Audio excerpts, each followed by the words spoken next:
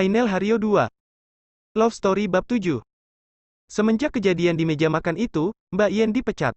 Dan Ainel semakin terabaikan oleh kedua orang tuanya yang semakin disibukkan dengan urusan masing-masing. Hingga Ainel memasuki sekolah menengah atas, kehidupannya semakin bebas. Pulang atau gak itu tidak pernah dipedulikan oleh kedua orang tuanya. Ainel mencari dunianya sendiri, clubbing menjadi kegiatan rutinnya.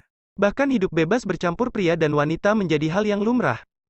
Hingga malam itu dalam keadaan setengah mabuk Ainel diajak Ben pulang ke rumahnya setelah mereka clubbing.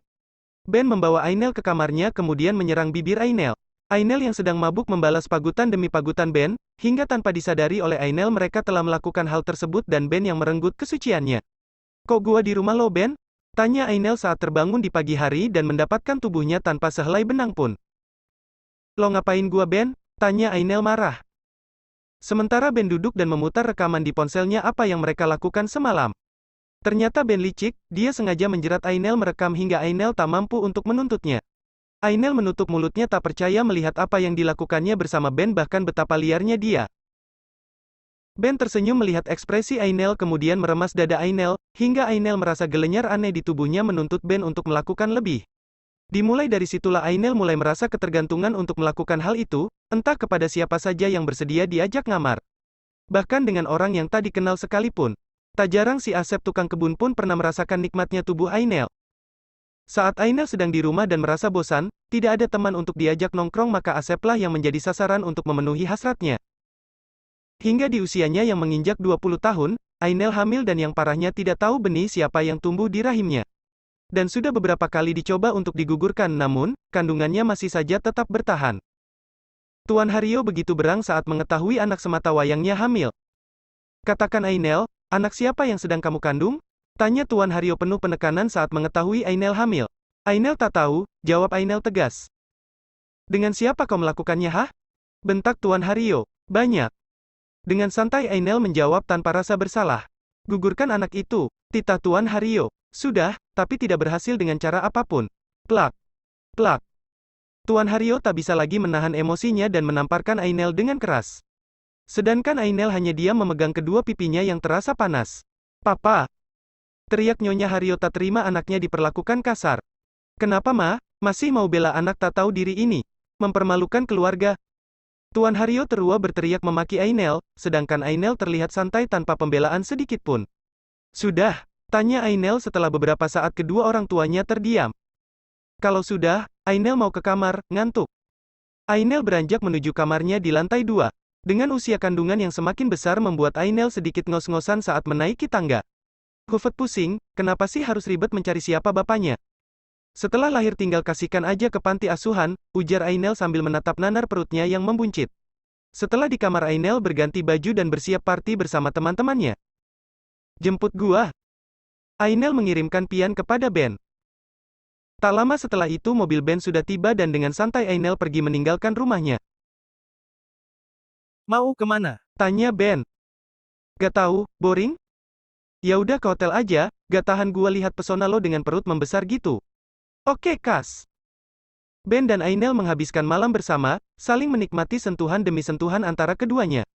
"Kira-kira anak siapa di dalam sini, Nel?" tanya Ben sambil mengelus perut Ainel.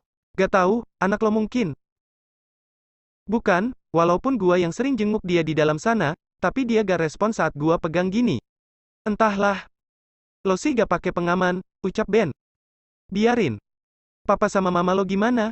"Papa marah, mama diam aja." "Lo itu emang gurih, Nel, gua aja sebagai teman lo ketagihan. Apalagi orang lain. Dasar lo aja rakus, nilam lo embat juga." "Nilam punya kelebihan, Nel, gayanya tak biasa." "Tapi lo semenjak hamil semakin menggoda, Nel," ucap Ben sambil menggigit benda kecil di atas dada Ainel yang membuat Ainel mendesah seperti terbang ke awan. "Papa akan mencarikan kamu suami," ucap Tuan Hario saat mereka sedang menikmati sarapan bersama. "Terserah Papa," jawab Ainel sambil menggigit roti tawar yang diolesi selai kacang. "Papa mau cari di mana?" tanya Nyonya Hario.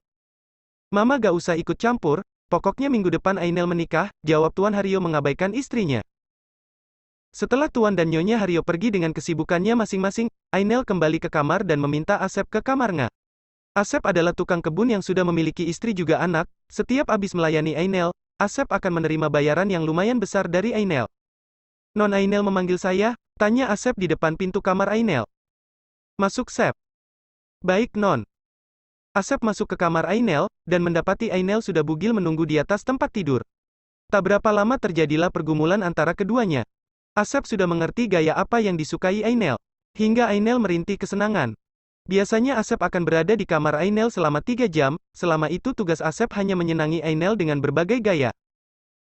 Semua asisten rumah tangga di rumah ini sudah tahu apabila Asep dipanggil ke kamar Ainel. Tak ada seorang pun yang berani mengganggu sebelum Asep keluar sendiri dari dalam kamar Ainel.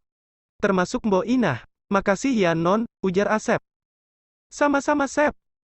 Asep takut loh Non, nanti ketahuan Tuan Bara, ujar Asep sambil menunduk. Dia gak bakal peduli Sep. Kok gitu Non? Karena kami menikah hanya untuk status aja Sep. Untuk menutupi kehamilan itu ya Non? Kehamilannya gak bisa ditutupi lagi Sep, cuma status aja gua hamil ada lakinya. Padahal gua gak peduli sih. Ainel dan Asep masih berbaring dalam satu selimut yang sama. Menantikan beberapa saat dan mereka akan kembali mengulangi permainannya. Tuan Bara kemana Non? Tanya Asep. Gua gak tahu Sep. Itulah makanya Non panggil Asep ya karena Tuan Bara gak ada? Kami belum melakukan itu malah Sep. Sama Tuan Bara? Iya. Kenapa Non? Dianya gak mau kayaknya.